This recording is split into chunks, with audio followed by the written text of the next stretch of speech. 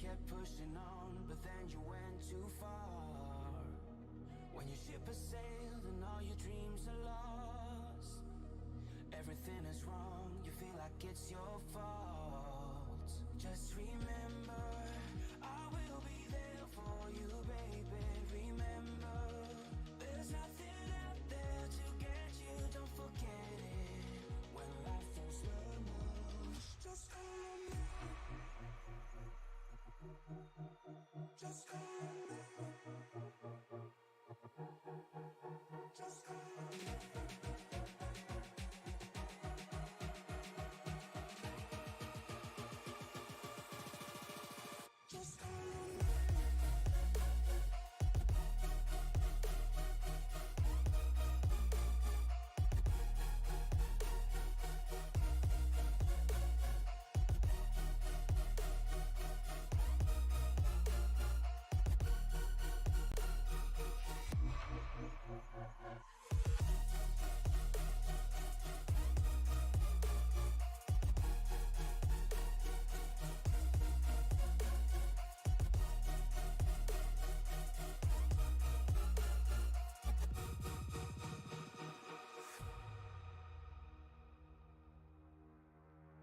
You're stronger now than you ever been.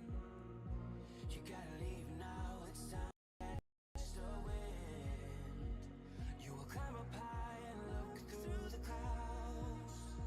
And when you're feeling low, I know you'll bounce back. Oh, and just remember, I will be there for you, baby. Remember, there's nothing out there to get you, don't forget it. When life throws lemons, just call on me. Just call on me. Just call on me. Just call on me.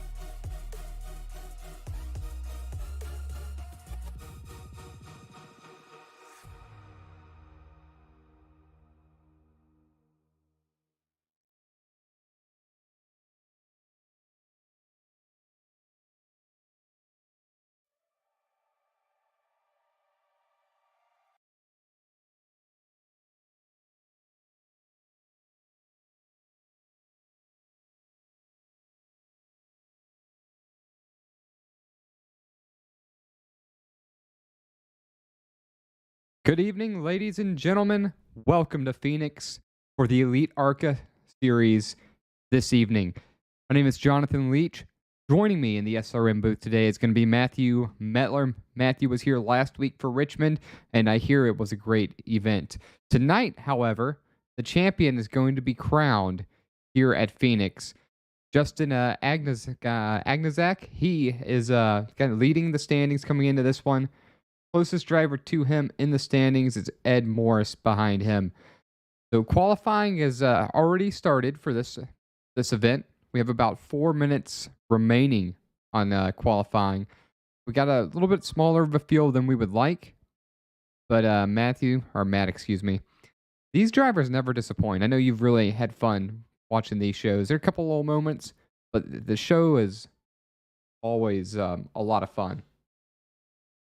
No, you couldn't have said it better. It's always entertaining. The racing caliber is always through the roof as we're here at the Valley of the Sun. Hopefully you guys got a drink to parch your thirst. We're out here in the middle of the desert, Phoenix International Raceway. And tonight, as you said, Jonathan, we're going to crown a champion. Looks like we're going to have 7 competitors on the racetrack to battle this one out, as Justin Adesagak has the points lead. And looking at the amount of competitors in the field, I pretty much believe if he starts this race tonight, he's going to have this one won. But there's one other thing that Justin has left to accomplish this season. And we've talked about it a couple different times, you and I. He's done everything in this series, but one thing evades this man elusively around every corner, and that is a win. I'm telling you, a championship is great, but nobody wants to win a championship without winning a race. And we heard the frustration in his voice last week. Can this man punch the ticket, get the monkey off his back, get a win, and win the championship? A lot of things to be seen yet tonight, but I'm geared up. I'm fired up. Let's get this show underway, Jonathan. Yeah, I think we're going to have a lot of fun for this one. So again, the series championship is at Phoenix. The dog leg is in play here at this track. I'm looking at this correctly. It's partly cloudy. Got 5 miles an hour for the wind. Track temperature is 79 degrees. So there's going to be a little bit of grip around this track. And the length is just over 1 mile, 1.01 miles here for Phoenix. And again, the configuration is going to be the oval with the open dog leg. So I wonder how many drivers are going to attempt at making the dog leg work for them. Sometimes it'll throw you off quite a bit, but it'll throw you off or upset the balance of the car. But this track makes it fun because when you get someone that wants to make it and you can make it stick, you can really save a little bit of time early. I like to see it on the go, on the start or on a restart. That's personally when I like the use of it. Yeah, the other thing is that dog leg is almost like the Bermuda Triangle at times, right? Sometimes you go into that dog leg, and when you try to come out, sometimes it ends up being a spectacular crash. Some drivers, they really do not like that dog leg. It can create havoc on the racetrack. These drivers really need to pay attention. The spotters, the crew chiefs need to be on their A game. I know there's only 7 competitors, but time and time again, I've seen that dog leg act like the bell for whom the bell tolls, if you will. It create a lot of stress and added on a lot of incidences on the racetrack that don't result in a in the way that it should, as far as them coming out the other side of it. So we're gonna have to see if they use the dog leg. Maybe they don't use it early. Maybe they run it earlier on. We just have to see how this leg goes. But that dog leg, at times, if you forget about it, can be treacherous and detrimental to the outcome of your race. Yeah, most definitely. Thank you for the input. So the drivers are now on pit road for the grid for this race, meaning the racing is about to be underway. Ed Morris setting the fastest time as a 27.334. Starting second is going to be our points leader. That's Justin Agnesak. I'm going to always mess that up. He is 0.2 slower than him. Michael Larch, Greg Carr, Dean Gagliano, Ed Moore Sr., and Corey Darr. I'm not showing any times for those drivers. Yeah, I'm not seeing any times for them either. I'm wondering, just with the pace offset there, the differential, because usually the qualifying is a little tighter than that, especially in this series. If we only had 2 people qualify for the race, and that very well could have been the 7 of Ed Morris and the 88 of Justin Adesagak. Just talking about that man a moment ago, he still hasn't won a race yet. Starting P2, that's going to help you. That's going to help your chances of finally pushing through and getting that victory. Yeah, absolutely. Taking a look here at Ed Moore Sr.'s car, he's got that cool SRM logo on his machine. These drivers are gearing up, getting ready to go here. Pace car is off. Kind of like Talladega here. You got ways to drive down before you really get on the throttle here. Yeah, you almost get excited and you anticipate them being in the restart zone with this new track configuration. Now they hit the Geico restart zone. Now we're off and green flag is officially underway, Jonathan. All right, here we go. We have one more race to settle this once and for all in this season of the Extreme ARCA Series. Getting out to an early lead. He's riding the low side of the racetrack. That's going to be the 7 of Ed Morris He is not the senior, the younger version, the 7 version of Ed Morris Sr. But don't look now. You still got the 88, the 2 of Michael Larch, and Dean Gagliano. These other drivers may want to spoil Justin Adesagac's final attempt this season to get a win here tonight. We got a lot of time. We got to see how this one shakes out. Some drivers early towards the back using that dog leg to their advantage, like the 18 of Dean Gagliano and Ed Morris Sr. Those guys taking full advantage of those fresh tires and the shorter way around the racetrack as we fire this one off, Jonathan. Yeah, still have 132 miles left to go in this race. Want to mention that we saw on the start 3 of the 3 cars in the field, possibly 4, dove down, took a look at the dog leg, but here we are, lap 3. We'll call it 3.5. Drivers not really using the dog leg anymore. See, now that it's not as advantageous when you're a little bit spread out, and maybe not worth scrubbing your tires off to go down there. And those that are to get the car real loose in the back there, I think that was Corey Darr, managed to hang on to it. But now it's not as advantageous to use the dog leg at this point. It looks like the track's wicked loose, which is a little bit surprising for me, considering how low the temperature is out there. I mean, it's not low. It's at 80 degrees per se, but I guess that is the way this car works. The rear end always likes to step out on you, as he's still fighting that loose condition for that number 45 machine. Yeah, that 45 is certainly, like the song says, walking it out on the initial start of this race. But the other part about this race car too, Jonathan, this ARCA car, you're right, this still use old school technology. These cars have truck arms in them, which is back from the 1960s. You combine that with these cold tires and lower track temperatures. Drivers got to be mindful of that, because we've seen time and time again where that will be like that'll be the lady in black per se, and it'll end your race early. I think that's what we're seeing right now out of the 45, is the tires come up to temperature. Let's see if that car has some better grip out there on the racetrack. As we go back up front, Ed Morris, smooth sailing so far. He's got a 1-second cushion over the 2 of Michael Larch, and he got about another second back to Justin Adesagac. These guys, they're racing smart right now. Everyone's kind of spread out around the racetrack. Don't get caught in any unforeseen circumstances early. Don't make a mistake. Don't get involved in an early wreck. Run the race. Let these laps wind down and save your equipment. Have something to contend with when it counts. And I want to touch on something that you mentioned a couple moments ago about the old track bars. Is these ARCA machines, these are like a driver's car.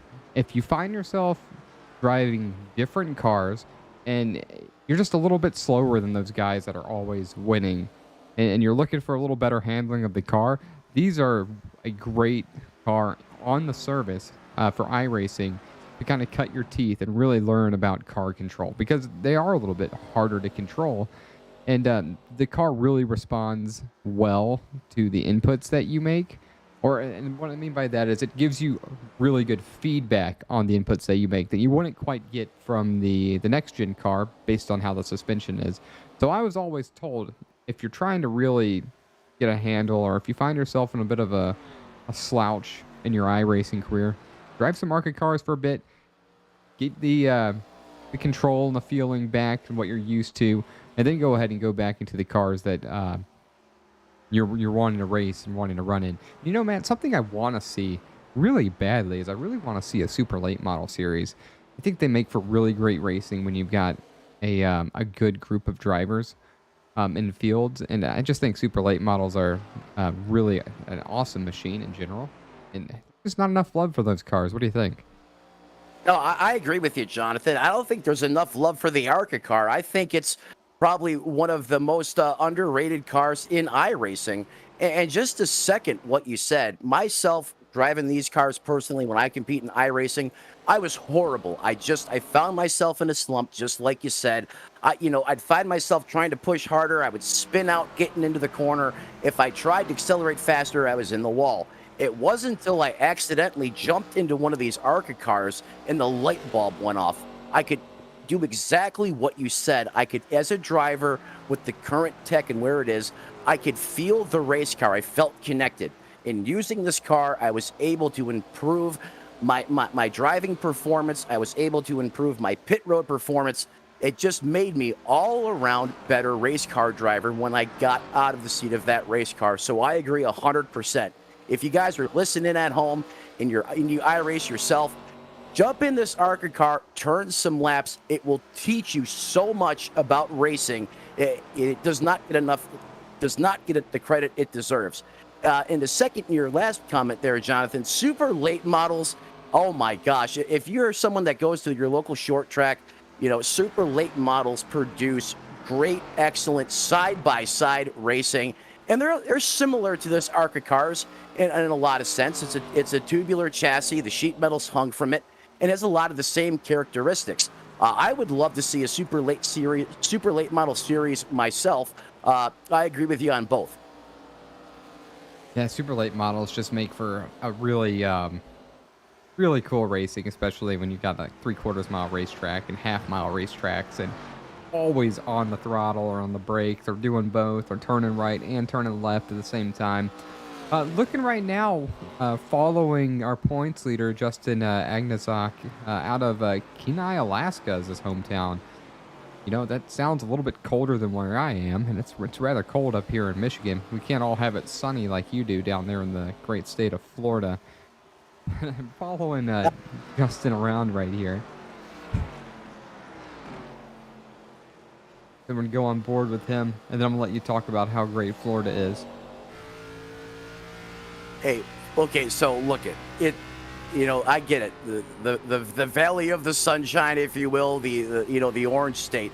Florida's great in the wintertime. Now you got to remember, Jonathan, I'm up from north, not exactly where you are. Go across the lake, jump across Lake Erie, and boom, you wind up in Buffalo, New York. So I've been through plenty of northeastern type winters. I've been through Buffalo, lake effect snowstorms, the whole shebang. I know what it feels like when it's negative 20 degrees and you have that gale force wind coming off the lake. It's brutal. It's to the core. However, in the summertime down here, I've been here 5 years and I still haven't adjusted. So believe me, just because, it feels good right now, doesn't mean in the summertime I'm not saying to myself, I wish I was back in Buffalo. So it's like anywhere. It's got its good points and its bad points. But right now, it's a great time to be down south. Wear a pair of sweatpants in the morning. You can still wear your short sleeves in the evening, and the weather is beautiful. But in the summertime, you pay. You pay. He's not totally wrong, but if you're within 10 miles of the coast, it's not terribly bad down there in Florida. And just so you guys know, this guy's about a mile away. Not a mile, about a half hour away from Miami or so, or the outstretches of Miami.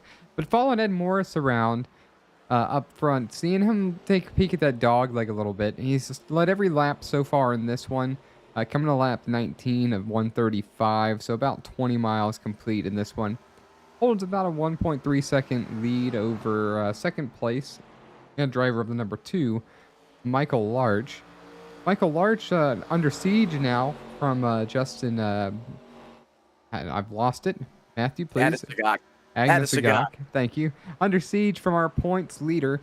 We're going to go on board with Michael, see how he's running his line right here, and what we can learn here.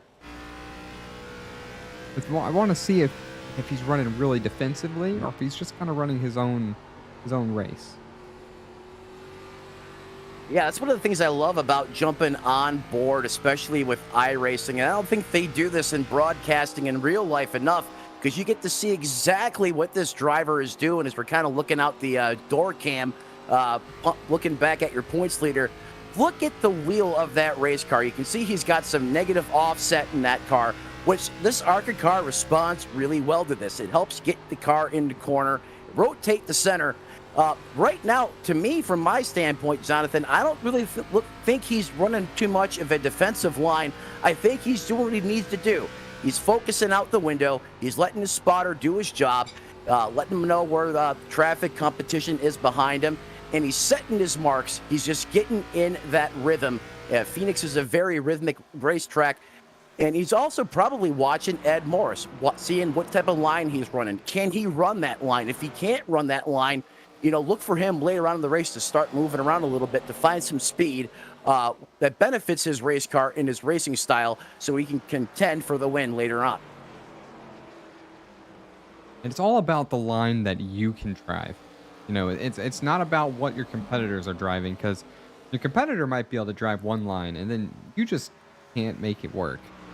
And it's all about how you drive the car. And I'm a believer that even though all the setups are the same in a fixed series league, I just have this sense that sometimes somebody's car is a little bit better than others, or perhaps it's just a little bit better for the way somebody else wants to drive. Because there's been a handful of times that I've jumped into a fixed car and I'm like, wow, this thing is on fire, and I was really competitive.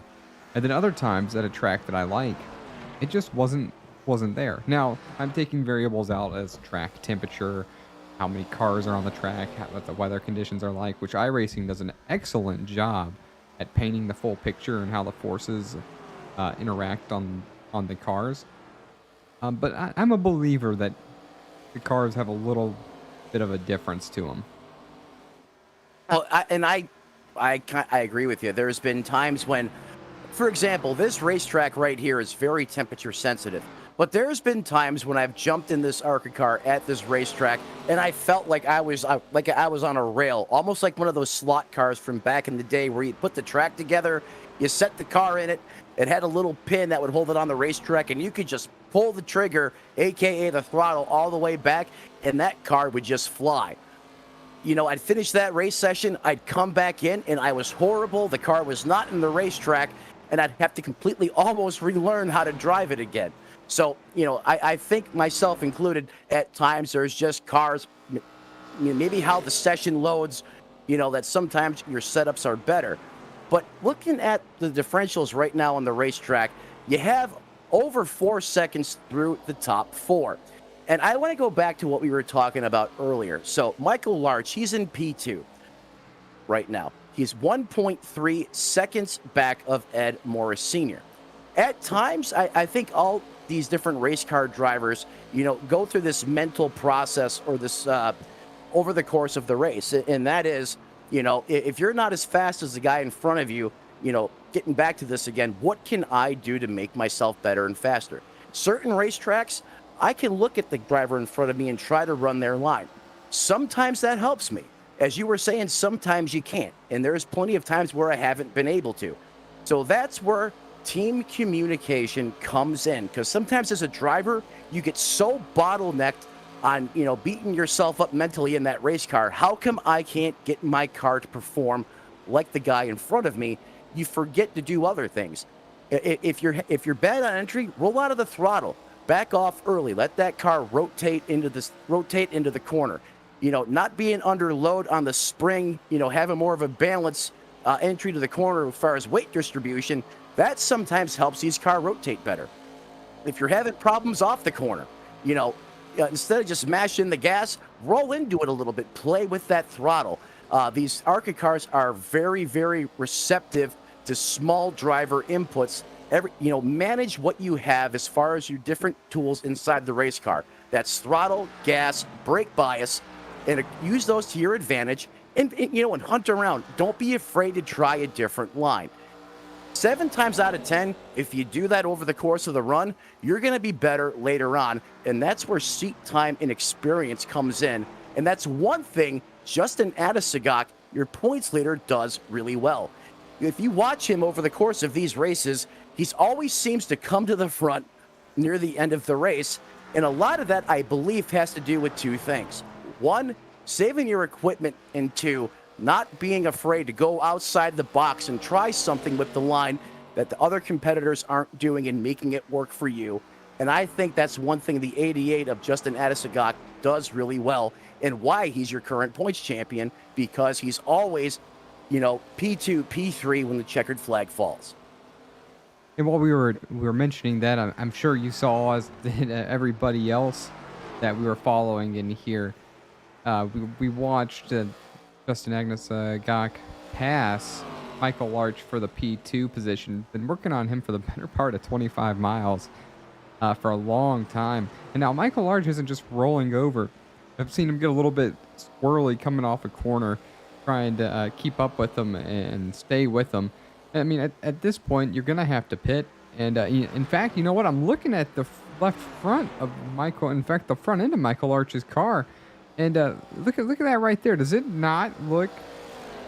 Perhaps it's just the color of that splitter, but it looks like he might have injured the splitter a bit, possibly trying to take the dog leg right there on the left front. Do you see what I'm talking about? Yeah, I was seeing that too, Jonathan. I didn't want to bring it up because I thought the same thing. I thought maybe it was just the paint or the rendering of the race car, but you do absolutely bottom out when you use that dog leg. There's a little bit of banking out there on Phoenix, not much, but when you come down inside that yellow line, you're going to transition from a bank to a flat. And you can absolutely hurt the front valence of that race car. And now we're getting a good look here as we take a look at the nose of that race car. I'm going to say that right there. Yeah. That right there. And I'm sorry, guys, to emphasize that right there. But just like we were talking about, that transition there can absolutely put some unnecessary wear and tear on the valence. And I think you're exactly right. I think that's what happened. And I want to compare that to, let's see what Ed Morris's machine looks like. And we've been seeing him use the dog leg too. And surprisingly, his doesn't totally look the same. Try to get a different angle here and see. His car looks much cleaner, which doesn't make sense. They're both running into that same issue down there. They're both doing the same kind of way to get around the track. Because I think Corey Darr might have been in the wall again, as he's got some right side damage. Just trying to really hang on. 27.5 seconds down right now, and you can see Ed Morris slowly hunting him to put him down a lap.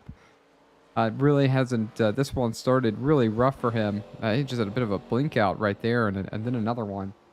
But we'll follow Ed Morris now, who's trying to put the first car one lap down. Jonathan, he's just in the holiday spirit. He's like some blinking lights out there on the racetrack. That's all he's doing. He's trying to spread some holiday cheer out there. But Wow, no, more that's than original. That's a good one. You can have that one. That's probably one of the best things I've heard you say. Yeah, there's some Christmas lights out there blinking around. I'm going to say that, hey man, you're looking like some Christmas lights that, one of the bulbs is out. Hey, you know what? I did watch National Lampoon's Christmas Vacation earlier today. And if you've ever watched that movie, there's an awful lot of Christmas lights in it. So maybe that's where I got the inspiration from. Yeah, that could be.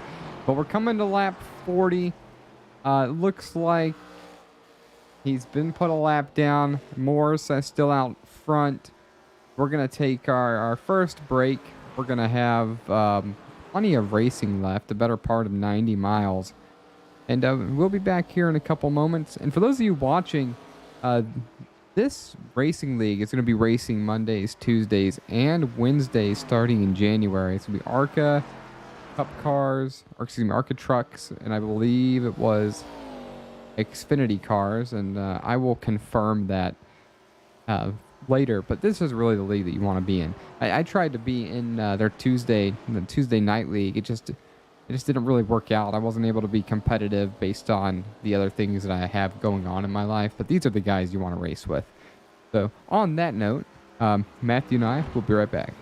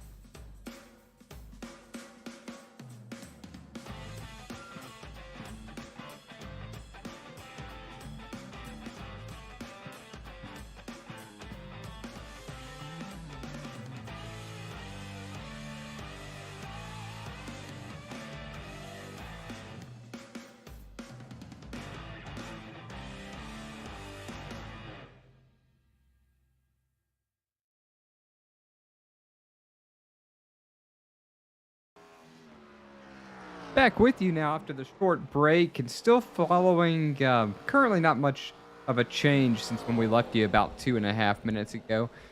Running orders: Ed Morris, Justin Agnes Agak, Greg Carr. Actually, there was a running order change. I'm so sorry. Greg Carr is now third, as Michael Larch and Dean Gagliano have made their round of pit stops. They both pitted on lap 45. The rest of the field staying out. Michael Larch looks like he did 4 tires. We're going to see how this cycles through. Maybe it'll give him the lead. Yeah, I mean, that was a great call there by Michael Larch. Yeah, he's temporarily going to go a lap down, but I just think that's the scoring. But look at the time differential. I mean, he's picked up, a decent amount of time on those 4 fresh Dr. Feelgoods. They're general tires in the ARCA series, not the Goodyears. So he's got fresh generals on board. Look for him to take charge and try to make his way back to the top of the totem pole if this cycle's out right for him. The 45 continuing to struggle. I was watching that race car during the break. For whatever reason, that car is just not in the racetrack that suits his driving style. You can see that wiggle off the corner. That just basically means when he's trying to put the power down, he's got so much wheel cranked in it from being tight in the corner. Oh, as he almost wall taps it, which in drift racing, that's exactly what you want to do. In NASCAR, that's not what you want, and that's indicative of a car that's just not rolling the center of the corner and having a hard time getting back on the gas. Handling issues still plaguing the 45 right now, Jonathan.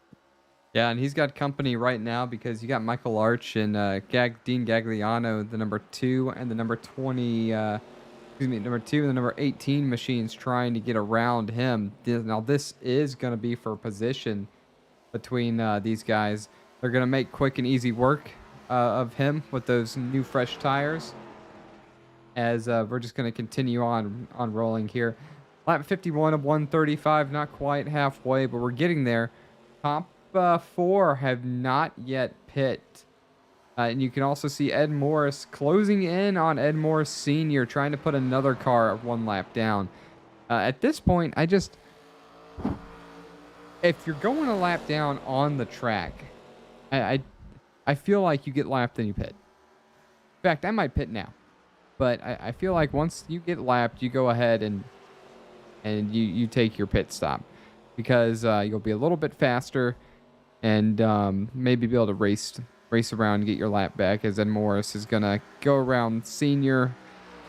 I'm not gonna say easily, because that was pretty close right there.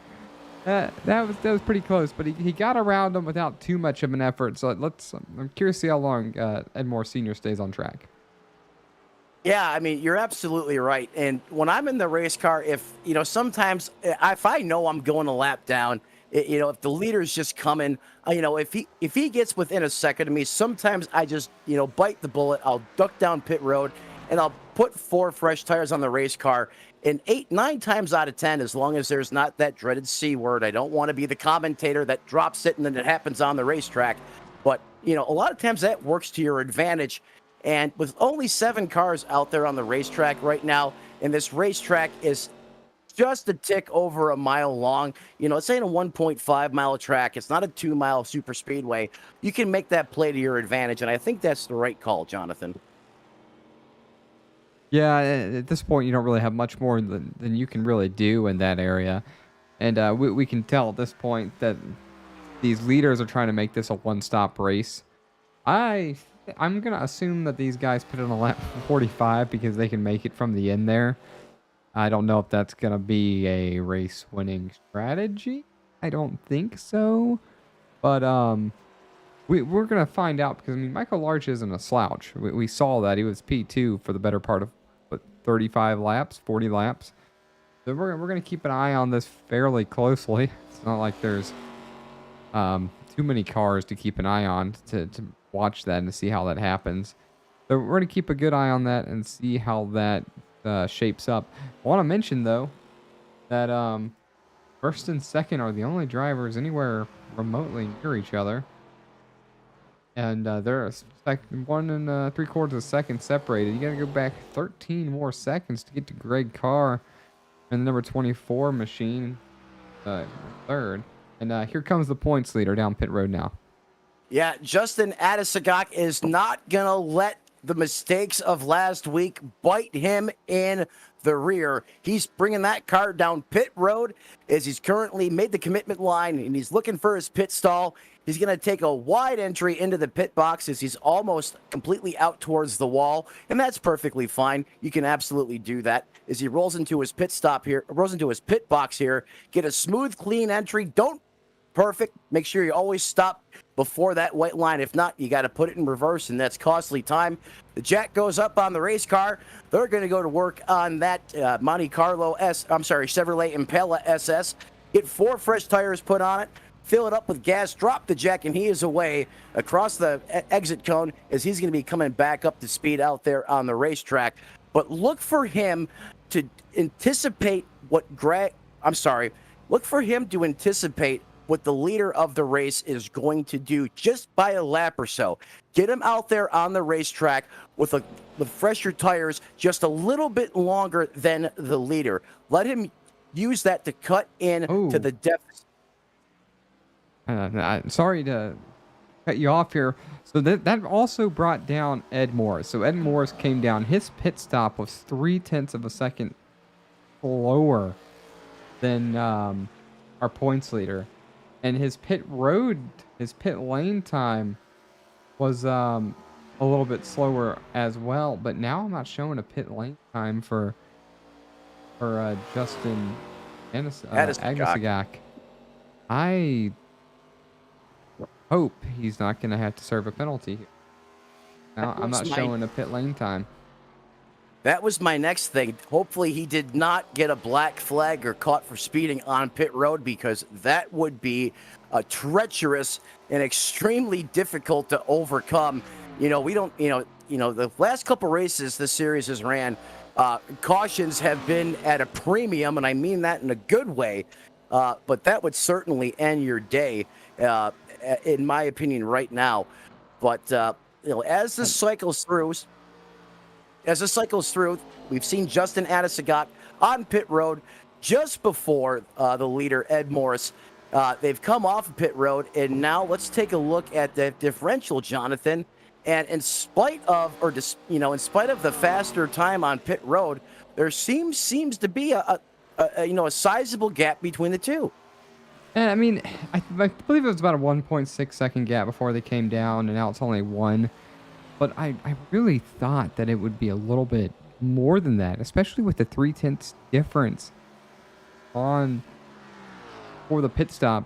Now, it looks like this is just a scoring error, because he hasn't come down pit road yet, and he would have for sure had to come down at this point. But dare I say, this is for the race. I mean, we're at halfway at this point, lap 63. Well, not quite halfway. We're pretty much at halfway now. I don't know if they're going to have to pit again. And if you don't get around Ed Morris, well, he hasn't shown that he can chase him down. So, no. And this has just been dominated by Ed Morris at this point.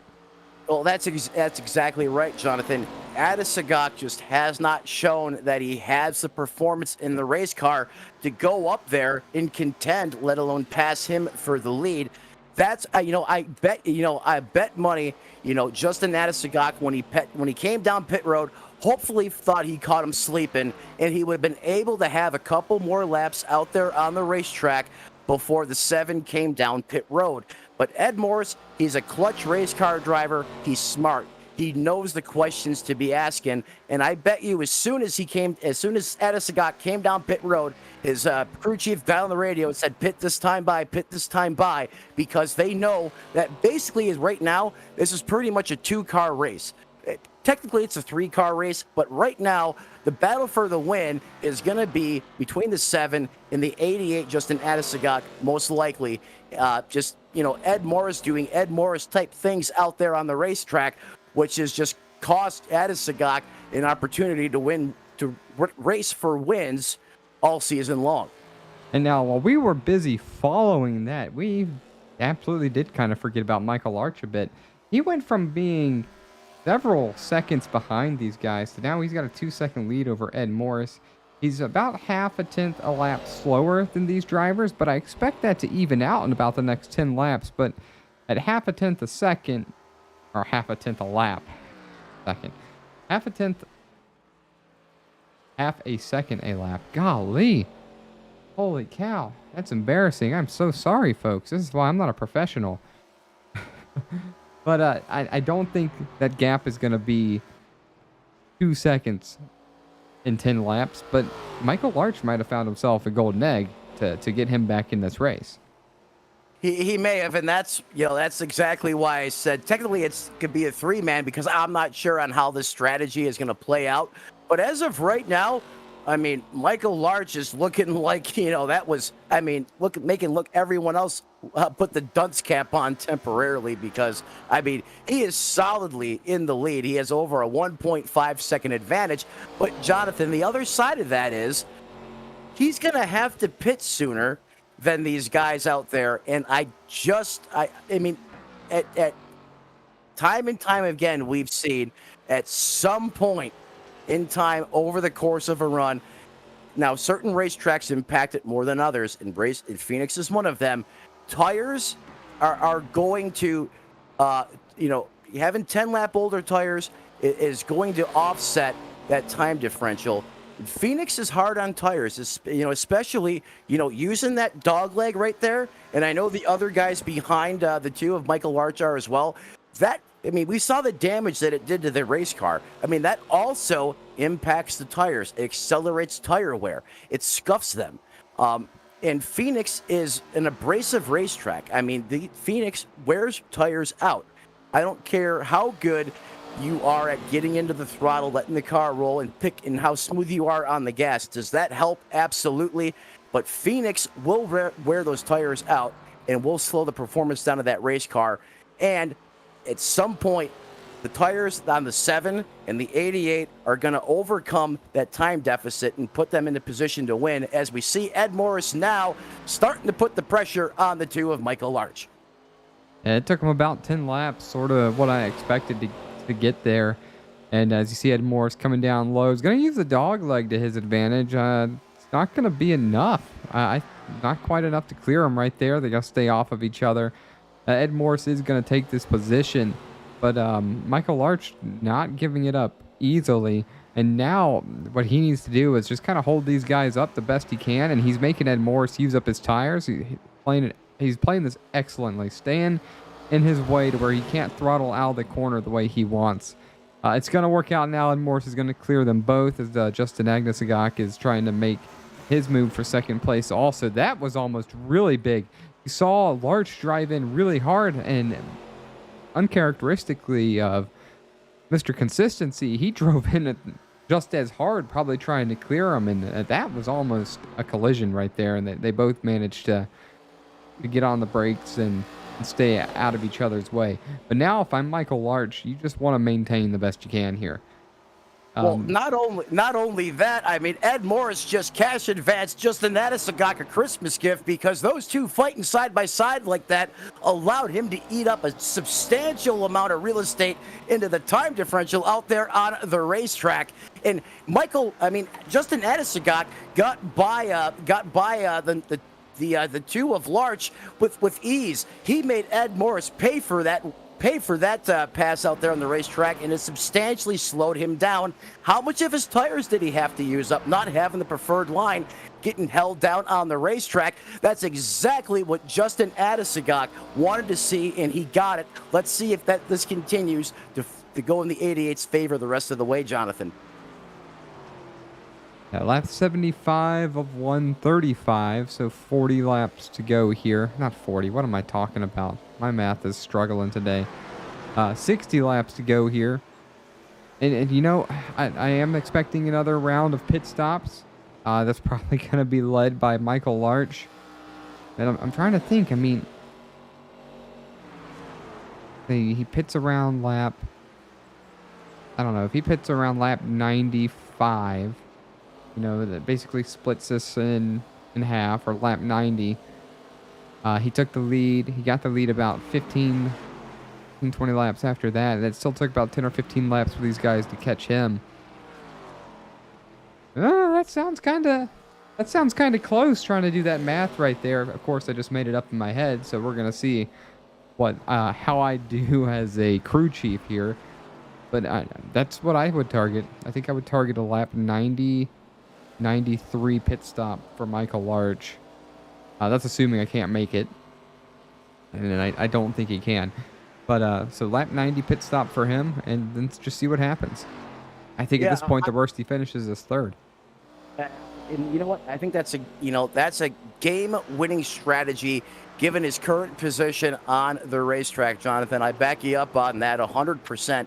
And we'll see if that indeed is what he's thinking as well as we get closer and closer to that lap. But I mean, getting back out front again. Here we go. Deja vu all over again. Ed Morris is in the lead. 88, Justin Adesagak is within striking distance. The closest, really, he's been to him over the course of a green flag run since we started this race.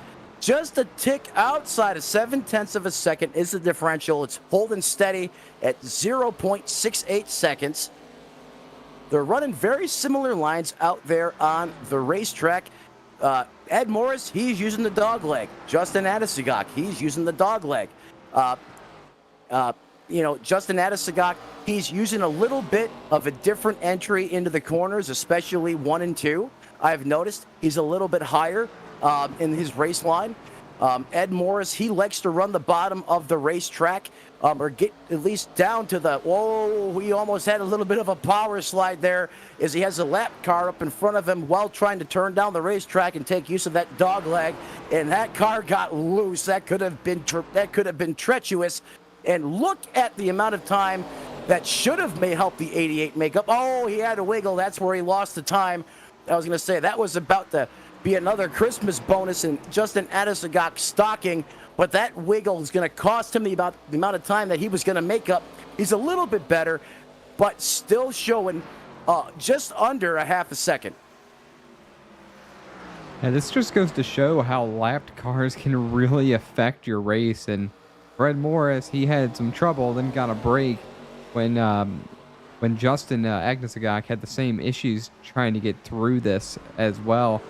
And now you've got lapped cars that aren't terribly slow. So I mean, they're really in the way at this point. And there's not that many cars on the field. So these guys that are a lap down, they want to stay on the lead lap or stay on the first car 1 lap down, because if you're on the lead lap, anything can happen. And so good call right there, talking about how these lap cars were affecting the leaders. And it just ended up being a net 0 for both 1 and 2. Now Michael Large continues to fall back. He's about 3.5 seconds back now. So at this point, if he falls about another second back, strategy really didn't gain him anything other than probably stealing a third place finish if we were avoiding a caution or any unlikely circumstance. Yep, and you're right on the money there, Jonathan. I agree with you 100%. I really think if Adesagak didn't have that massive wiggle, that I think he would have been right there. But all of a sudden, the 88 is off the pace. Something happened to that race car after that wiggle, because that differential is going in the wrong direction fast. It's quickly approaching the 1 second mark, Jonathan.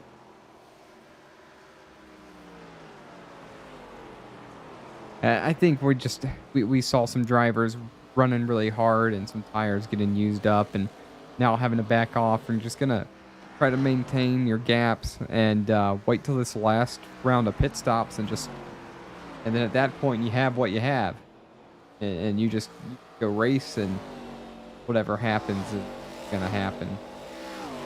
Yep. I mean, just like you're saying, literally, you make your bed and you have to lay in it. And that's pretty much what's transpiring here over the course of this race here at Phoenix. I mean, if Justin Adesagak wants to win this race and the championship, he's going to have to outsmart Ed Morris somehow, some way out there on the racetrack. Oh, and I think the 45 just had a date with the outside wall there. Just a light kiss, but I'm pretty sure he definitely was into it. I know the 45 has been having some just performance and handling issues since the start of the green flag, and I'm pretty sure he just got up there against it ever so slightly. That car continues to just look out of shape and out of sorts. You know, the front end and the rear of that car are just skewing time and time again. Every time we look at him on the racetrack, and you know what? I give him a lot of credit, though. He's 3 laps down, but he's still out there fighting every single lap out there with these other competitors out there on the racetrack. And the more laps you turn, the more seat time you put in, the better you're going to get. Yeah, it's not an easy track to drive, and that's why we mentioned the ARCA cars really being good for practice and getting your car control and your throttle control, really understanding how to make your throttle inputs as smooth as possible. That's what makes this car so great. Well, and that's the other thing. The throttle actually, if you use the throttle the right way in this ARCA car, it'll actually help the car rotate center off. So what I mean by that is when you're turning the car down into the corner, naturally you would think, oh, hey, if I'm slowing down off the gas, my car is going to turn better. Not necessarily with this ARCA car. And it's old school. It's got, dude, this car has conventional coil springs in it. It has truck arms. It has a sway bar. And the weight distribution of the car changes under brake and under throttle.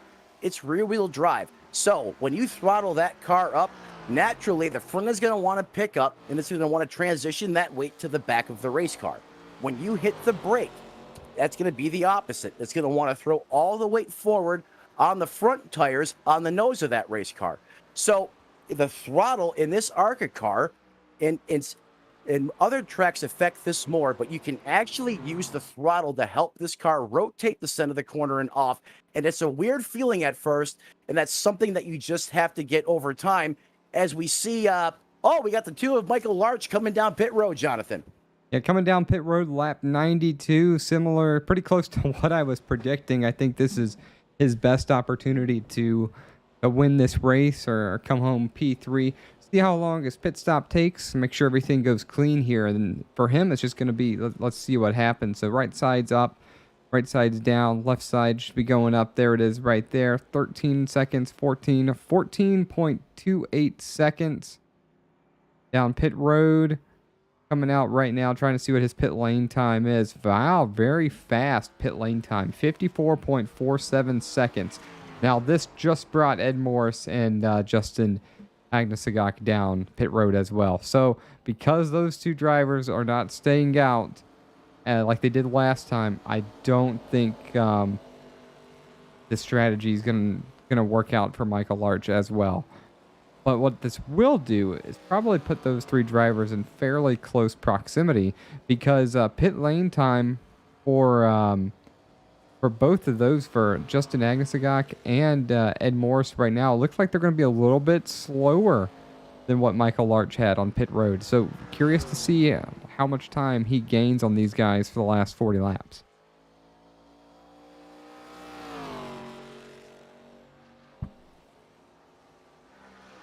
Ed Morris rejoining the track right here as Justin Agnesagak. Excuse me, it's number 20. That is Justin Agnesagak coming around him. This is the battle right here for the lead, side by side. This might be it.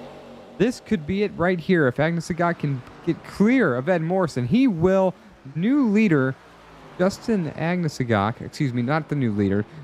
New leader for when things cycle through is going to be Justin Agnesagak right here. This might as well be for the win. We're going to keep watching these 2 cars battle out, as current leader of the race right now is Greg Carr, the number 24 Waffle House machine.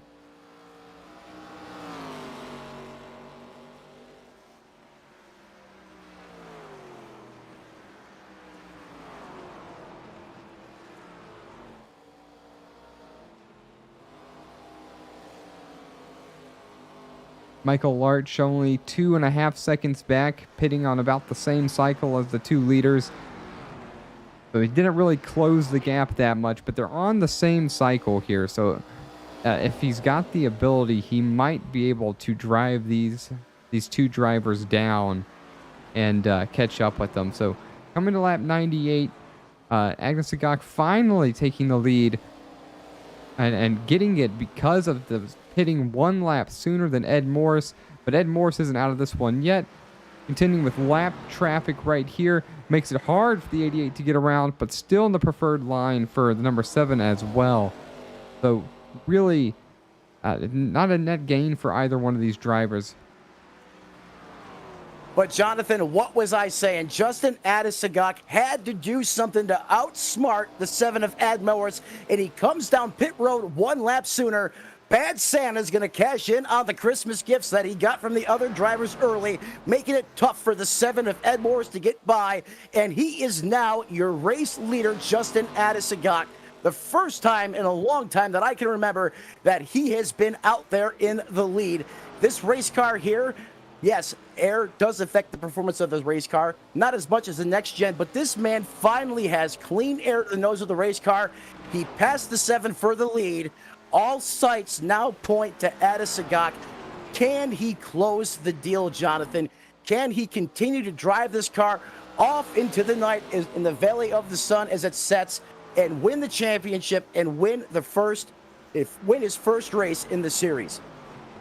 Well, in order to do that, he's going to have to hold off the one very dominant Ed Morris. And whenever we see Justin Adesagak finish second, it's always to Ed Morris. Now Ed Morris is in the hunt. He's in the hunt mode now. He's 0.3 a second back, kind of managing the gap right here. He's got 35 laps to do it. I imagine his car's driving a little bit worse behind the 88 here, but not so much that I think he's not going to have an opportunity. And they're going to have some lapped cars that are going to allow him to make a couple moves and opportunities. And look at him really using the dog leg right here, trying to gain on each other back and forth. And actually, Adesagak pulling away there by another 1/10 of a second over Ed Morris. So you got 35 laps, 34 miles here. 34 miles as opposed to 34 laps. I don't know if you push as hard as you can right now. I think you just try to run it like normal, yeah? I disagree, Jonathan. I'm going to drive that thing like I just boosted Santa's sleigh and take off into the night. I am not going to let Ed Morris beat me or pass me on that racetrack.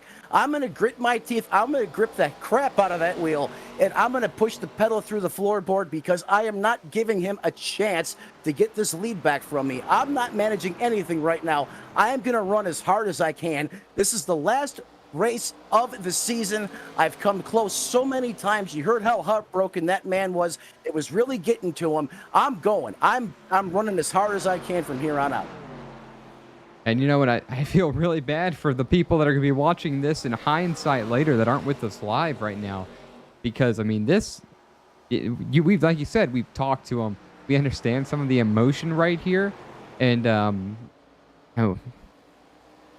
virtual is reality here at Sim Racing Media. So, oh my God, look at that. This is going to cost them right here. It's going to cost a lot of time. That is magnificent. What a save by Justin Adesagak. And he's doing just what I said. He's driving that car like he stole it. And sometimes when you push that car too hard, it comes back and reminds you what you're driving.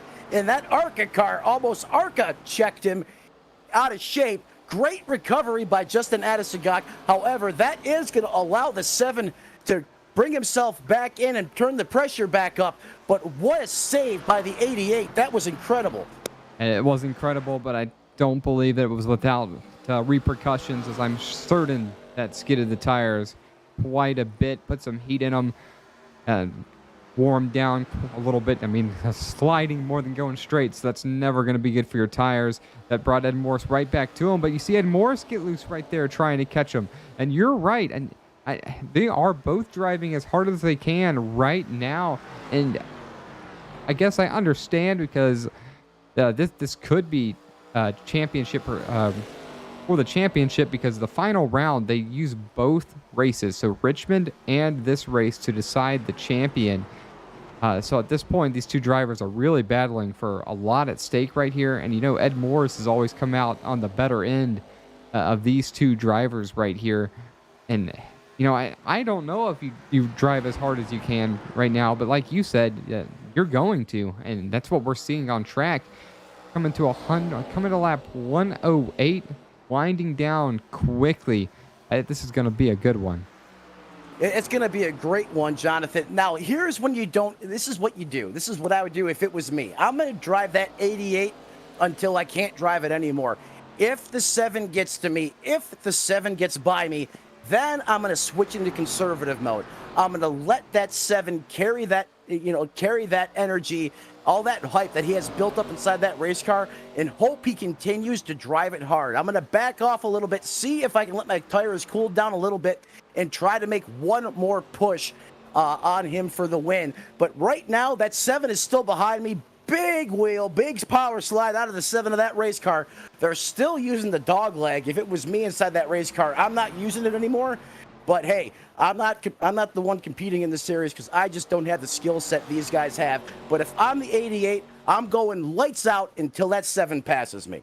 I don't think you have much of a choice if the competitor's running the dog leg. If the leader runs it, I think you almost have to run the dog leg. In a sense, you're going to lose a half a second, not a half a second, half a tenth almost every time if you don't. When you look at that, you really are cutting the track a lot, but you risk upsetting the car like we saw Justin Agnestigak do earlier, and a little luck, a little bit of skill hanging on to it. I really thought we were going to see the lead be stripped from him right when that happened. We got 25 laps to go, coming to 25 laps to go right here to decide the winner here at Phoenix. And this is insane. And again, I feel terrible for the people that are going to be watching this in hindsight as opposed to seeing it happen right now. Really incredible. Makes me I'm really looking forward to the next season for the series for these guys right here. A lot of great racing, great race car drivers. And these guys make it look easy, and then they make it look like anyone can come and compete with these two drivers, and that's just not true. These two guys are really, really impressive. No, this is some great racing for the win. And you know what? You woulda, coulda, shoulda. If you ain't watching it live, you're going to come back, and once they see it, they're going to wish they were here for the live. But Jonathan, you and I are up here in the booth. We get to watch it live. Now, the other thing that's going on when we're talking about the 7 and the 88, that Waffle House machine, he's bringing that buffet to the front of the field. Can the Waffle House machine, forgive me, I just don't have the driver's name on screen at the moment. I have a little bit of a scoring issue I'm dealing with. Can he start putting some pressure on the 7? Justin Agnestigak would love to see that machine start to put some pressure on the 7, because that would allow him to potentially, buy himself a little bit of real estate, have the pressure back off a little bit. If he could just close in on the 7, it'll tick more. Now, I do need to remind you, he can't apply the pressure to try to get his lap back. Won't be a battle for position, but we are not seeing him let up at all. He's driving himself right into the conversation of this right here. And you can see a lap down car dictate the winner here if that's Greg Carr, if he decides to try to undercut these guys or get underneath them. As you see, Ed Morris really trying to make a move right here. Door slammed on him, goes a little bit further down the dog leg, not there for him. But if Greg Carr tries to make a move here, hey, he could really upset the balance of the number 7. So a lot in play. And we got another lapped car coming up, and I think that's the Corey Dar machine just in front of the leaders, and it sure is.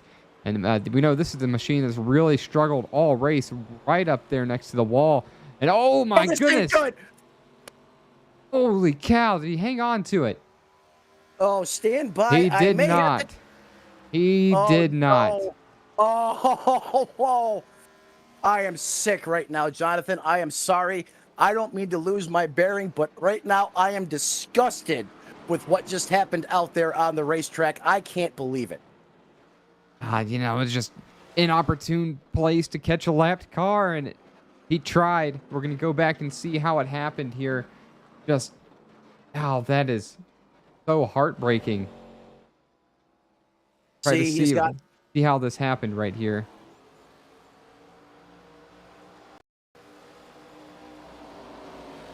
Oh, it's like, Jonathan, it's like you said, it's just, I mean, that's the worst possible time you could ever ask to catch a lap car at Phoenix, right at that position when the car is, getting ready to make that cut, down to the inside of the racetrack, utilize the dog leg. I'm sorry, I'm just lost for words right now. I am sick to my stomach. I just can't believe that happened to the 88. I'm speechless. And we're watching it again right there. Or trying to watch it again here as they're coming up on him.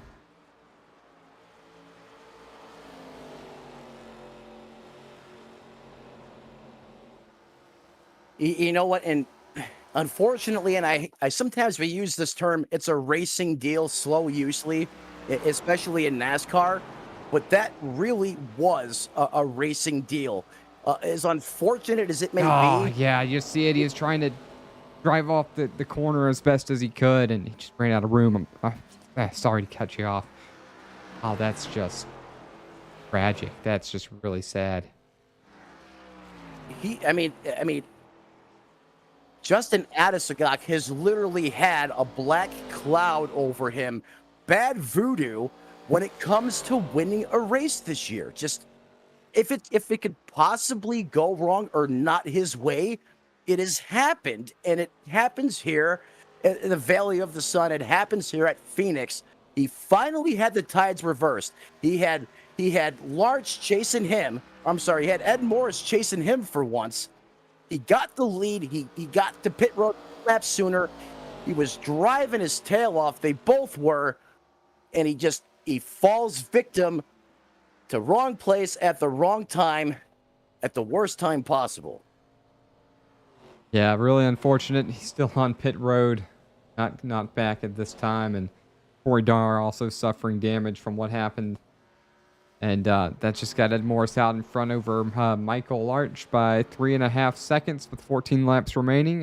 Dare I say Ed Morris is going to kind of drive off into the sunset here and win at Phoenix, barring anything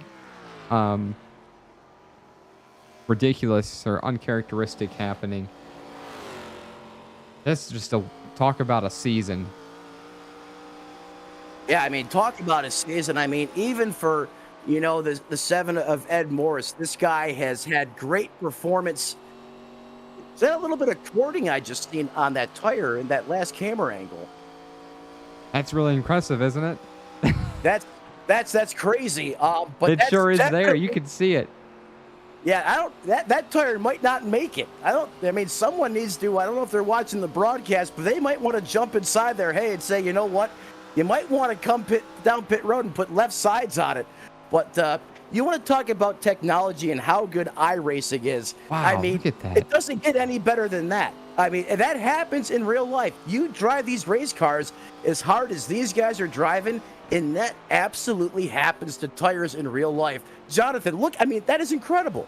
I've never seen anything like this before. And, it's unfortunate that, tire blowouts don't happen in iRacing. But you sure are looking at a worn tire right there. That is pretty tall tale, if you ask me. That's really cool. So, he was wearing those tires out. At this point, he's got one heck of a gap between himself and Michael Larch, and then no pressure from the 24 of Greg Carr at this point. But that was a really cool thing to see.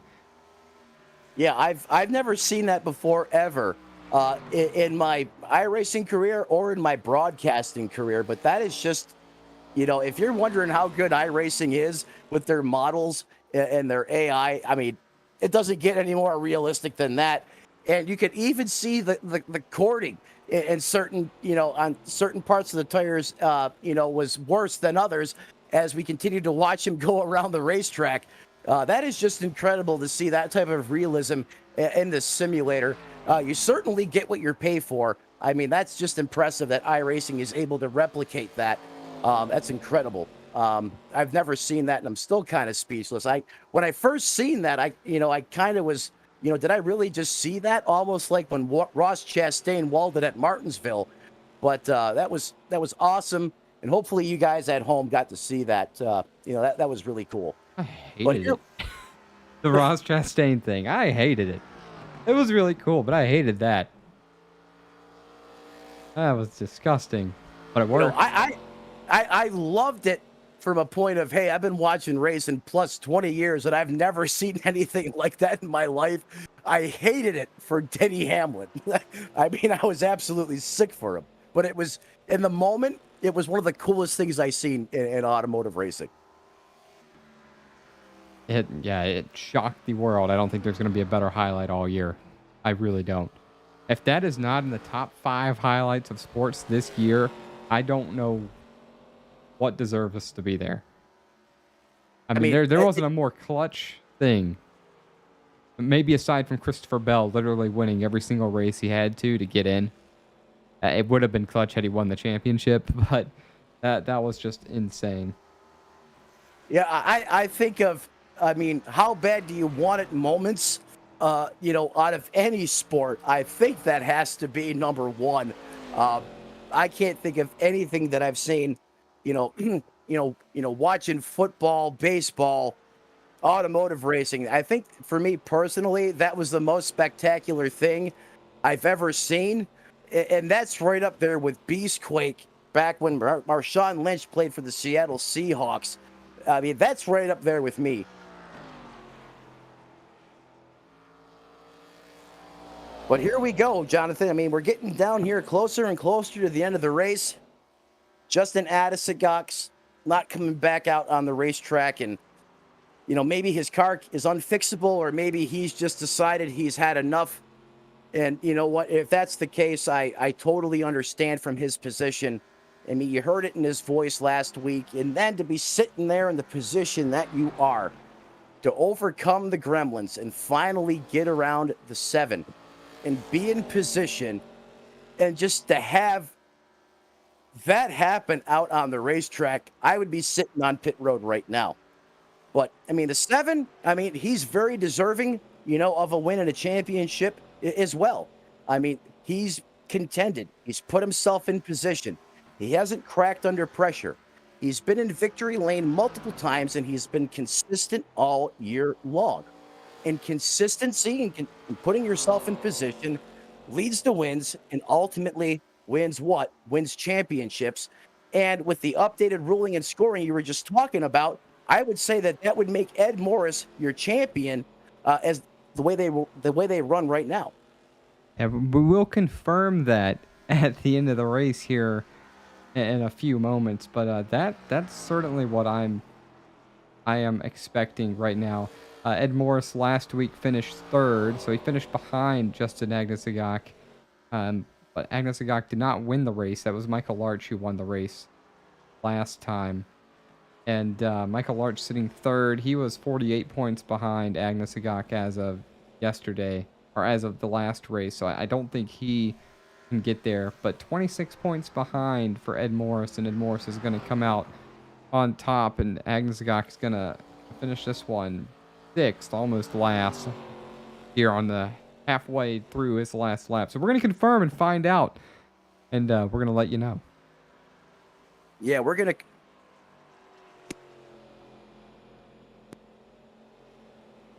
Yeah, we'll confirm and find out, as Jonathan was just saying. But we still got some laps left here at Phoenix International Raceway. 7 leader. And that's the race for Ed Morris. He just crossed the finish line. P1, the race is now over. Folks, we'll be back in just a couple moments, and we will find out who your champion is and talk to some drivers. Thanks for being here for this awesome season of the Elite ARCA series on Sim Racing Media. We'll be back in a couple moments.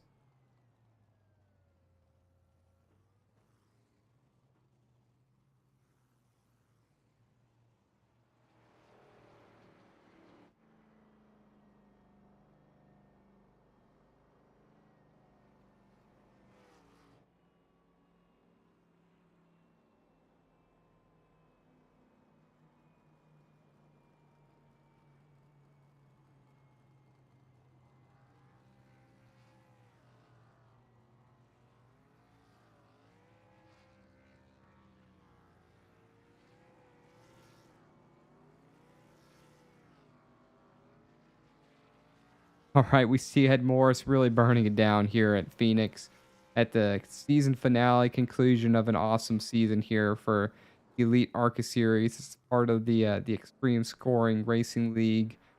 These guys use their own paint software too, by the way, and it really turns out extremely well.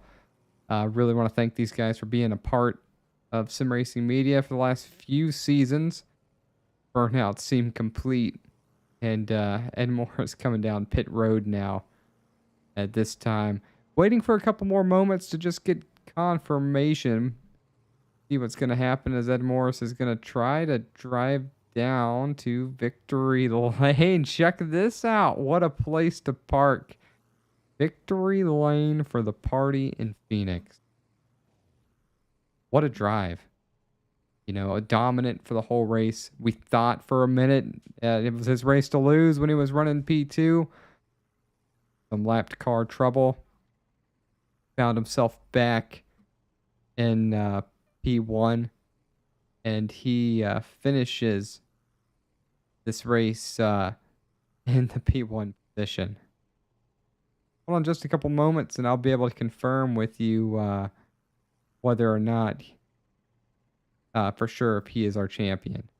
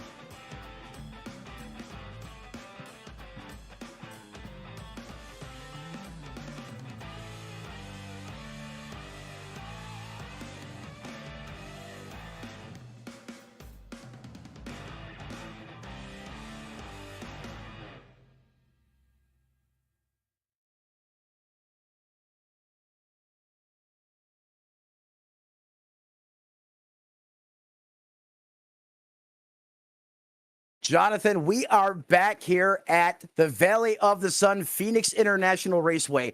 When we left you guys, I don't know how you were, but I was heartbroken for the 88.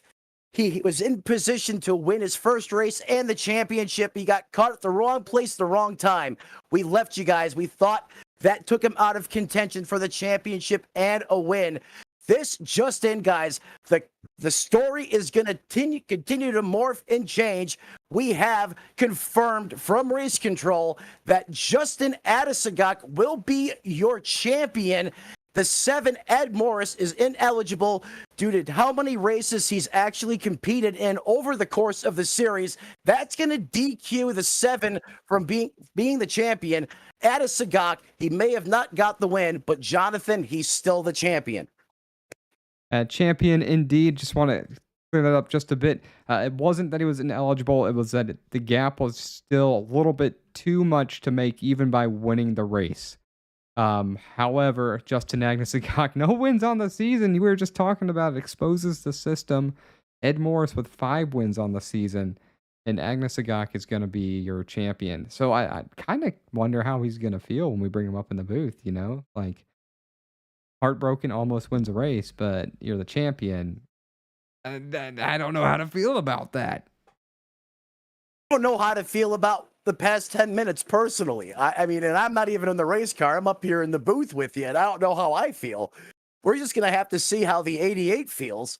But, I mean, Jonathan, I don't think you could have asked for a more exciting race with the storylines and all the changes that happened in the last 5 minutes. I mean, this was one heck of a race. It was something else. Really, really spectacular. Still waiting for a couple moments. These drivers are doing a quick meeting before we talk to them. But we're looking forward to getting a quick word in with guys. Yeah, I mean, whoever said 7 cars can't put on an entertaining race out on the racetrack, you know, that may be true sometimes, but not in the Extreme ARCA series, because, I mean, this was as good of a race as I can remember out of all the races I've had the opportunity to call up here in the SRM booth all year long. I mean, I'm still flabbergasted. Yeah, this was a good one. Folks, give us 2 seconds. We're going to be bringing Michael Larch into the booth. Finish it.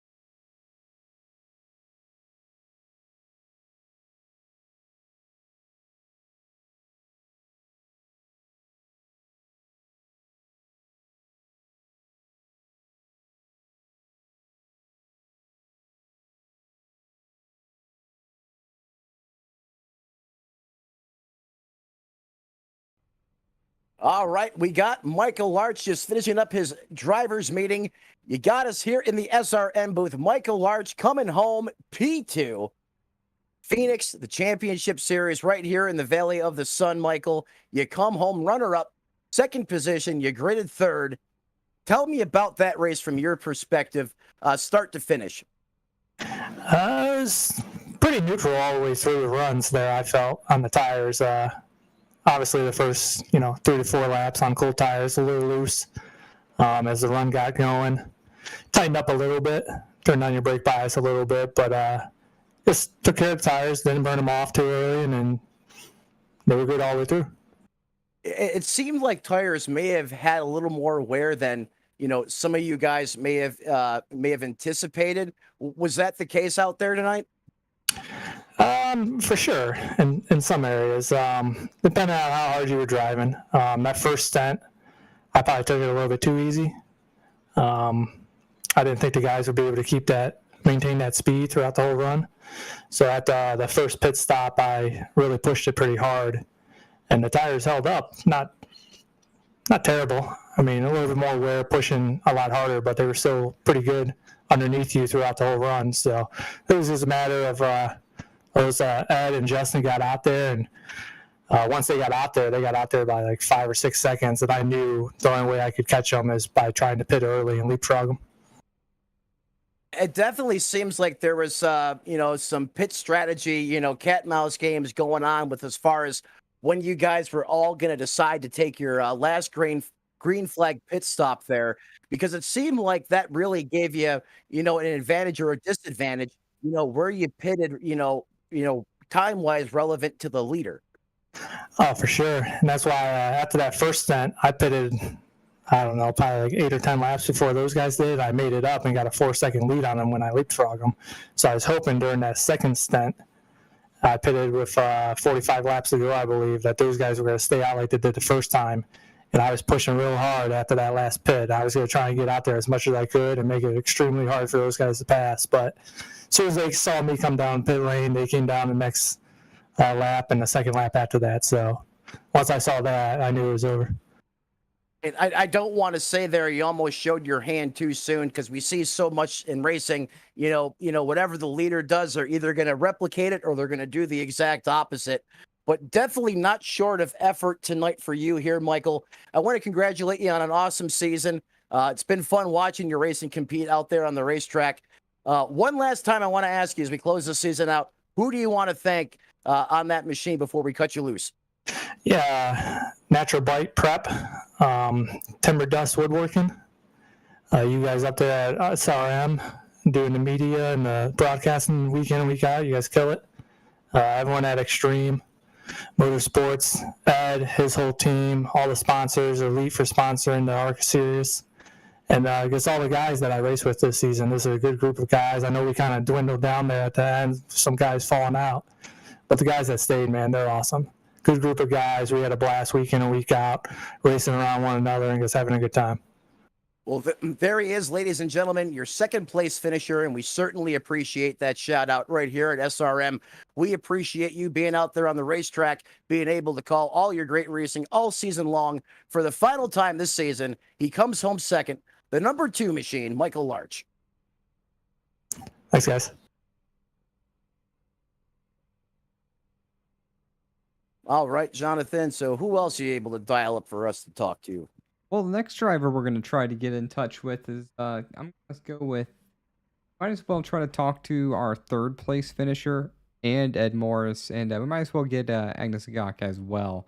So I'm working on getting the third place car, Greg Carr, there with the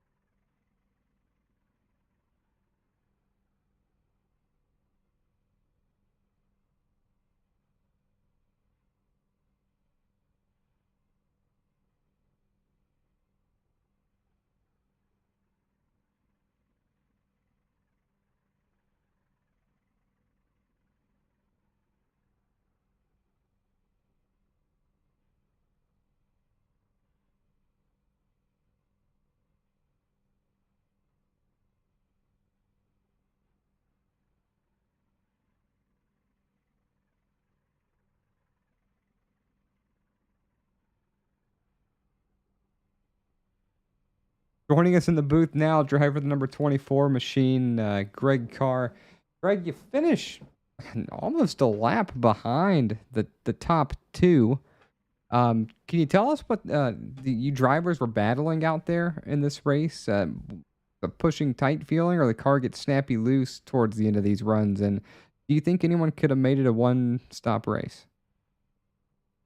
For me, I think I was not aggressive enough, especially on the first long fuel run. I didn't really get much practice for the long runs, and I was just really conservative, and I got myself too far behind. But I think the setup was just excellent, and I was really good on the long run. But unfortunately for me, I was just not aggressive enough in the first long run. I just got too far behind. I understand. And so what about on okay, so what kind of condition did the car shift to from fresh tires to new to old tires? Well, at the beginning, it was really greasy in the bottom lane. You had to be very careful, so most of us was running second, third lane. As the run went along, you could run down there at the bottom, and if you could get down there at the bottom, especially in 3 and 4, you could really make up some time. But you had to really, make sure you're not burning that right rear up to make that happen. But that's how I felt the track transitioned. All right. Well, we appreciate the input there. Is there anybody that you would like to thank? Anything else you would like to mention before we let you go, sir?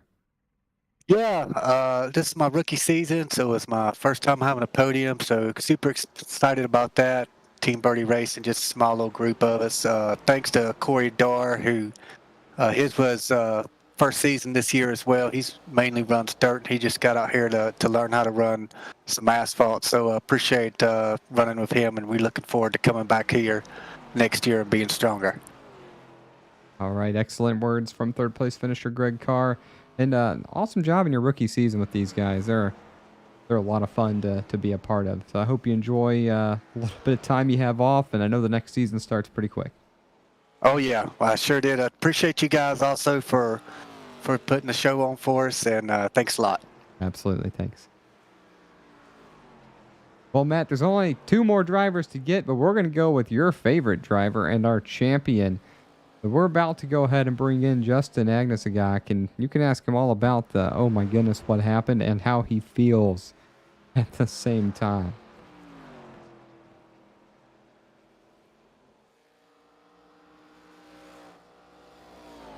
All right, Matt, joining us now in the booth is our champion, Justin Agnesagak. Take it away.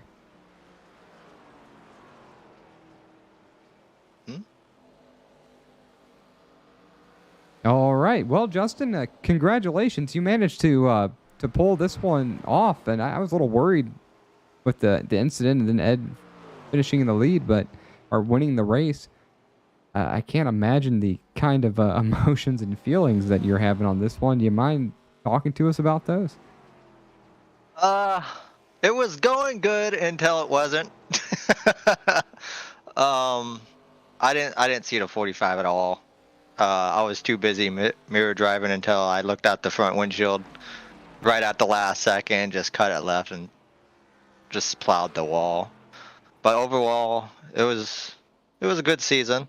You know, I had a little help here and there, and didn't get any wins, but I think the consistency was there with the second and thirds. And yeah, man, it was a hard fought season with different unique tracks and everything. Oh, I believe that. That's something that these guys do best. And you know, God, you got to go back and listen to this thing if you didn't listen while driving. Matt just was absolutely disgusted with what happened. He was so excited for you.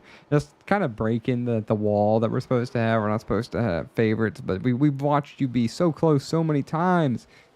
And then something happened. And now he doesn't even get to interview you. He just messaged me and said that he lost power to his whole house. So, I mean, heartbreak for him. And he wanted to talk to you something fierce. And you know, you said you didn't see the 45 at all. So that was just you racing, kind of mirror driving, I guess. And look up and, oh, crap, there he is. Yank it left and it hooks real well. And then you just go down the track and boom, you're out, I guess. Yeah, pretty much what happened. I was fighting a loose condition pretty much about halfway through the race, and I was wheeling it, man. I was trying to stay in front of Ed, trying my best. I think I was turning more right than left on a left-handed track. So, but overall, I had fun racing with him and Larch, and came out with the championship. Even though it ended up on the record, it still got the championship. It's cool how that happens on this one. One more question for you. How do you think or you know what? Just that it was a tough season. So how about you rate the racing of the league? What do you think if you had a scale of 1 to 10? What would you rate the racing of the league? And how would you recommend the league to tons of other drivers? Honestly, I would give it a 10 out of 10. Like, I had fun out there racing. Everybody was clean. And we didn't have much different winners. I think there was only 3, but they were hard fought wins for everybody. You know, all of them was challenging. And I would definitely come back. Yeah, great bunch of guys here. Like the words you mentioned. So you win the championship. You're winless on the season. That's kind of crazy. Anyone you want to mention, thank before we let you go? And we hope to see you next season as well. Everybody that showed up and kept out racing out, even though we had small fields the last couple of races. Ed for setting us up, and then you guys broadcasting it, man. you guys make it happen. Thanks. We like doing it, especially for you guys.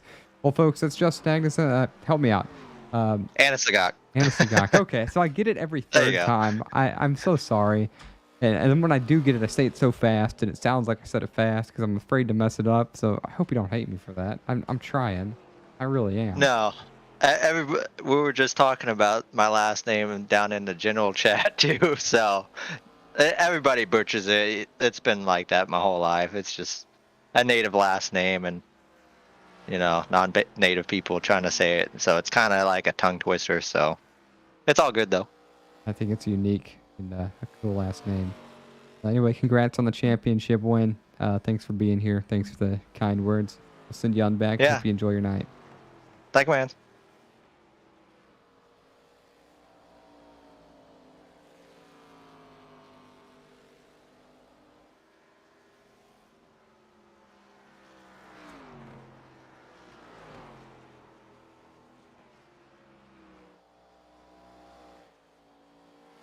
All right. I'd say- Oh, sorry. Had to take you. One last driver to talk to, Ed. That's you.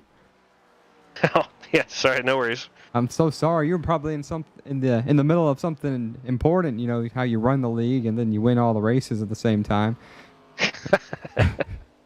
I don't win them all. I mean, I was fortunate this season. I was pretty fast, and it worked out. I would say so. Five wins, I believe that is for the ARCA series. But anyhow, let's talk about this race. Dominate early, standard this season. End up behind Justin Anasagak, and you were driving your heart out to get back around him, and then the big oh no happens. Like, walk us kind of through that. Like your emotions. You told us when we came to check with you that you couldn't win the championship, but I mean, winning a race is still an emotional thing. What were your emotions when you were going through that? I was a little disappointed. I mean, after that incident,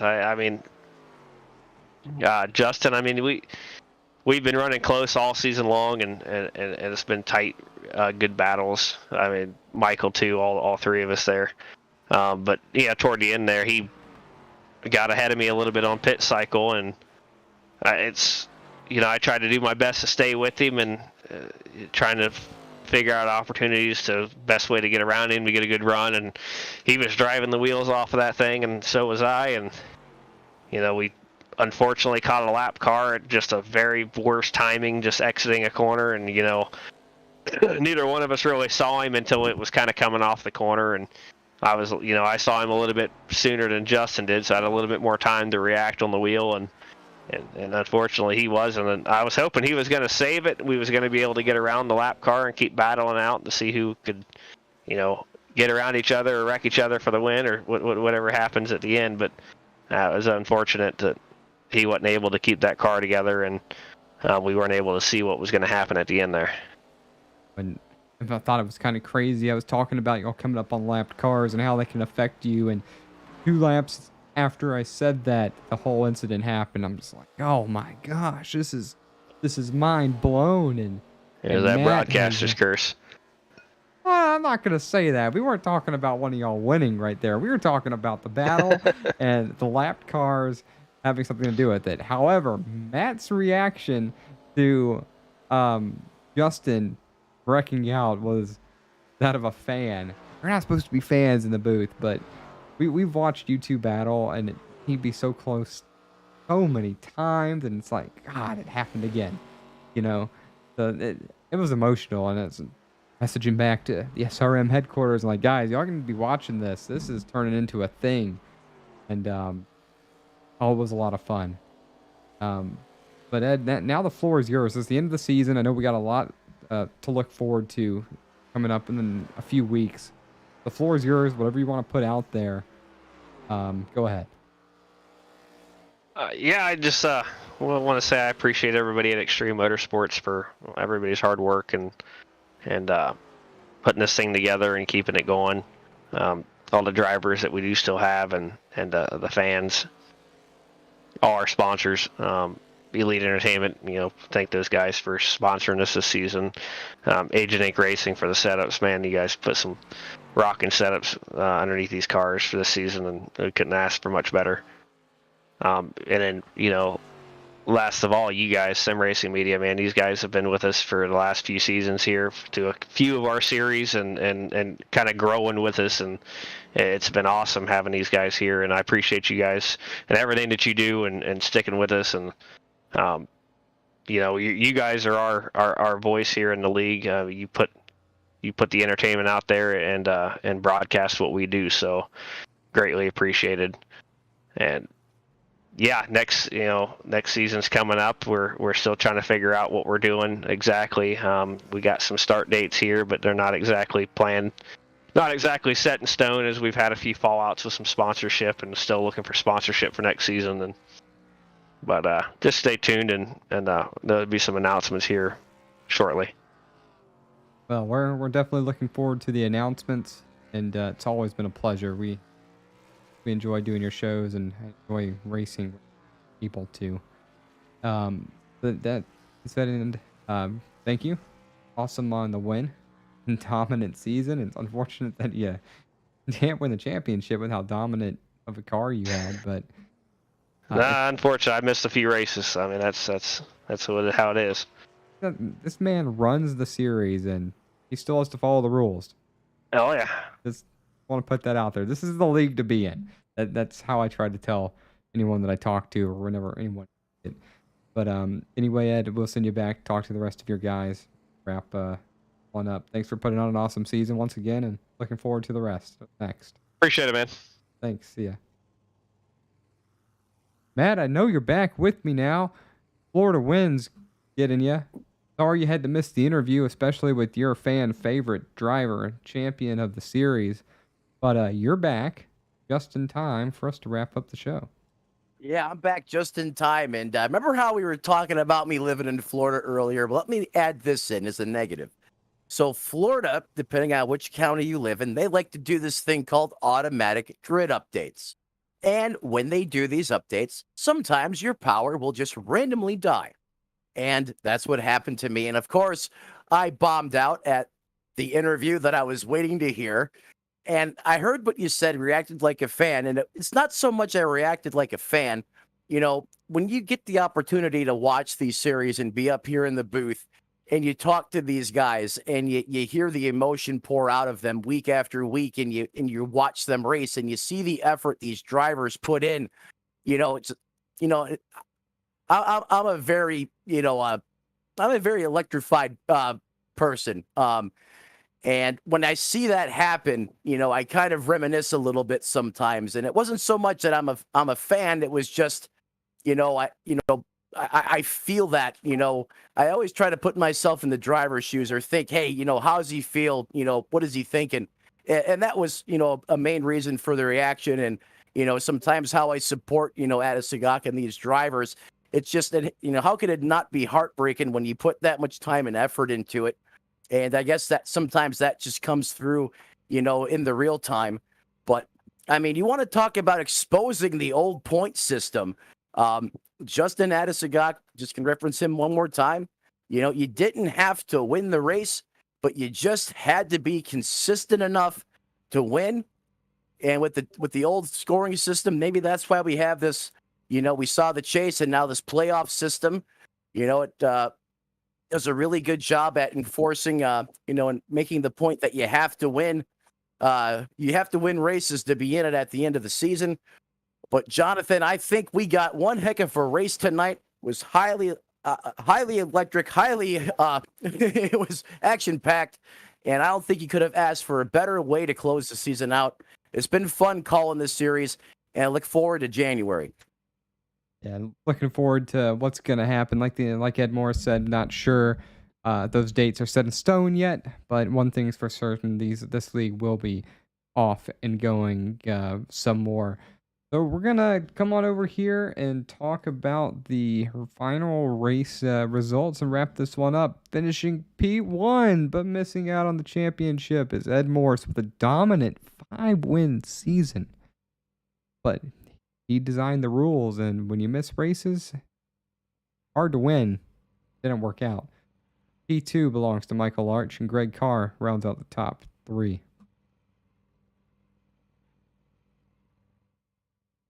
So Ed Morris Sr. finishes P4, Dean Gagliano 5th, Matt's favorite, Justin Agnesagak, and our season champion, so close to winning a race.